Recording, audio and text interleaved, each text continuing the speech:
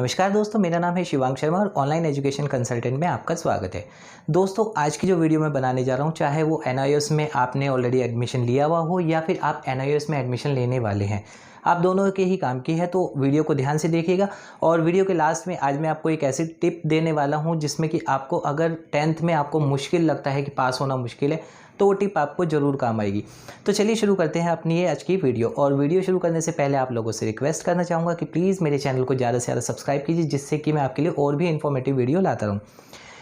तो जैसे कि दोस्तों आप सभी को पता होगा, एनआईओएस में हर साल बहुत ज़्यादा स्टूडेंट जो है एनरोल करते हैं, एडमिशन लेते हैं। और उसका एक रीज़न भी है, क्योंकि जहाँ हम सीबीएसई की अगर कंपेयर करें, अदर स्टेट बोर्ड की कंपेयर करें, तो उनके कंपैरिजन में एनआईओएस बोर्ड से अगर आप करते हैं तो बहुत ज़्यादा सस्ता होता है, जिस वजह से काफ़ी जिनको स्टूडेंट को फिनेंशियल प्रॉब्लम होती है वो करते हैं। या फिर कुछ ऐसे भी स्टूडेंट होते हैं जो ऑलरेडी दूसरे बोर्ड से करते हैं, बट वहाँ पर 1 या 2 सब्जेक्ट में फेल हो जाते हैं, तो वो टीओसी या ऑन डिमांड करके भी एनआईओएस में एनरोल करते हैं, जिससे कि वो अपना सेम ईयर में पास हो जाते हैं।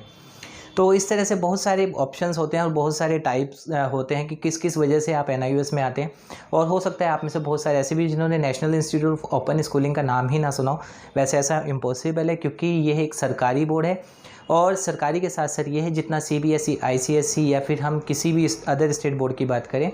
तो जितनी उसकी वैल्यू है इतनी ही इस बोर्ड की वैल्यू होती है। तो चलिए सबसे पहले हम बात करते हैं दोस्तों। आजकल कुछ लोग मेरे पास आते हैं कि सर मेरे पास डॉक्यूमेंट नहीं है, यानी कि जो अगर 10वीं करनी है, 10वीं के लिए कंपलसरी होता है कि आपको कुछ डॉक्यूमेंट्स की वहाँ लिस्ट दी हुई है और वहाँ पर स्टार बनाया हुआ है। स्टार का मतलब होता है कि वो फील्ड आपको फिल करनी कंपलसरी है। बट अगर आपके पास कोई एजुकेशनल डॉक्यूमेंट नहीं है, यानी कि आपके पास आपका आधार कार्ड है, आपके पास अगर आप किसी एससी, एसटी, ओबीसी कैटेगरी में आते हैं तो आपके पास आपका कास्ट सर्टिफिकेट है, और बट जो एजुकेशनल सर्टिफिकेट होते हैं, यानी कि आपने देखा होगा 9वीं पास या फेल की मार्कशीट, टीसी, अगर किसी के पास नहीं है तो वो किस तरीके से अपना फॉर्म फिल कर सकता है। तो आज इन्हीं सब चीज़ों के लिए आपको बता दूं कि जब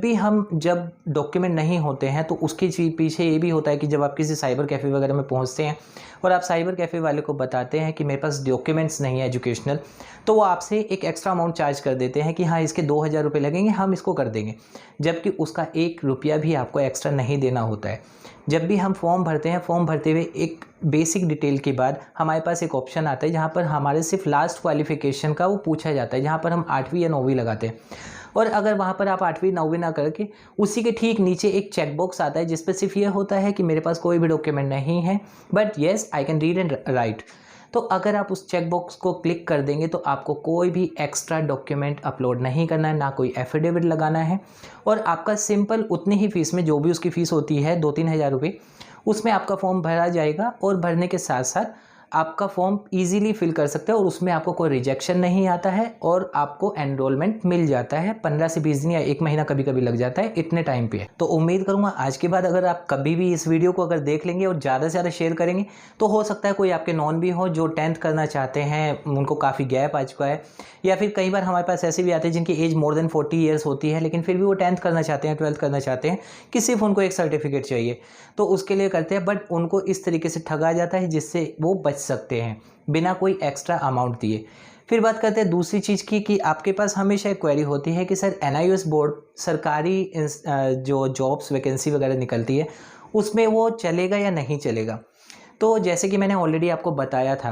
कि सरकारी जॉब जब भी कोई निकलती है, यानी कि सरकारी जॉब में अगर कोई अदर स्टेट सीबीएसई बोर्ड के स्टूडेंट है या फिर आईसीएसई है, अदर स्टेट बोर्ड है,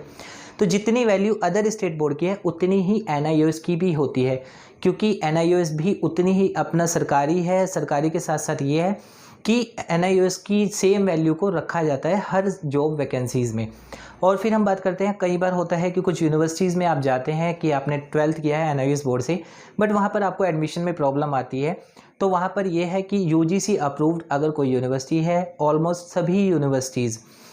एनआईओएस के स्टूडेंट को एडमिशन देती है। इन केस अगर कुछ यूनिवर्सिटी मना करती है तो कुछ एंट्रेंस टेस्ट वगैरह लेते हैं, क्योंकि सभी को पता है पत्राचार से जब हम कोई कोर्स करते हैं तो यानी कि हमें प्रैक्टिकल नॉलेज नहीं है, यानी कि मैथ, फिजिक्स, केमिस्ट्री इन या बायोलॉजी, जूलॉजी, बॉटनी, इन जो स्टूडेंट्स होते हैं इन सब्जेक्ट्स के, तो उनको प्रैक्टिकल नॉलेज नहीं होती जो लैब में जाने के बाद उनको कराई जाती है, अधिकतर जो रेगुलर क्लासेस में होती है। तो उसके लिए आपको एक बेसिक टेस्ट वो देते हैं हर यूनिवर्सिटी, और वो अगर आप एंट्रेंस में क्लियर कर देते हैं तो आपको एनरोल कर देते हैं। फिर बात करते हैं, जैसे कि मैंने वीडियो के शुरू में ही आपको कहा था कि मैं आपको एक टिप देने वाला हूँ। मान के चलिए कि अगर आपको लगता है कि आप पढ़ाई में वीक हैं और या फिर आपको ये लगता है कि आपको 10th करना कंपलसरी है, बट तो एनआईओएस में एक्चुअली होता क्या है कि आपको कोई भी 5 सब्जेक्ट जो है पास करने होते हैं, तब आप 10th में पास माने जाते हैं। अब मान के चलते हैं कोई स्टूडेंट है जिसने लिया हिंदी, इंग्लिश और उसके बाद साइंस ले लिया, मैथमेटिक्स ले लिया और आर्ट ले लिया है, 5 सब्जेक्ट हो चुके हैं। बट आर्ट के साथ आप कुछ भी आप 2 सब्जेक्ट और ऐड कर सकते हैं। मान के चलिए फिजिकल एजुकेशन, योगा या कंप्यूटर, कुछ भी डेटा एंट्री, इस तरह के सब्जेक्ट्स होते हैं जो आप ऐड कर सकते हैं। और उसमें से किसी भी अगर 5 सब्जेक्ट में आप पास हो जाते हैं, आप 7 सब्जेक्ट चूज़ करेंगे और आप अगर कोई भी 5 सब्जेक्ट में पास हो गए तो आपको एनआईओएस पास ही मानता है और वो 10th की मार्कशीट आपकी पास की ही क्लियर होगी। तो यानी कि आपको एक बेनिफिट है, जो पढ़ाई में वीक होते हैं वो इस तरीके से अपनी एजुकेशन को कंप्लीट कर सकते हैं एनआईओएस से 10th। और इसी तरह से 12th में भी होता है कि 12th में भी जो 5 सब्जेक्ट होते हैं आप एक एडिशनल ले सकते हैं। कोई भी 5 में आप पास होंगे तो आप 12th पास माने जाएंगे। तो उम्मीद करता हूँ आज की इन्फॉर्मेशन आपको पसंद आएगी। अगर अभी भी कोई डाउट है आप मुझे क्वेरी कीजिएगा, मैं उसका आपको कमेंट कर दूंगा।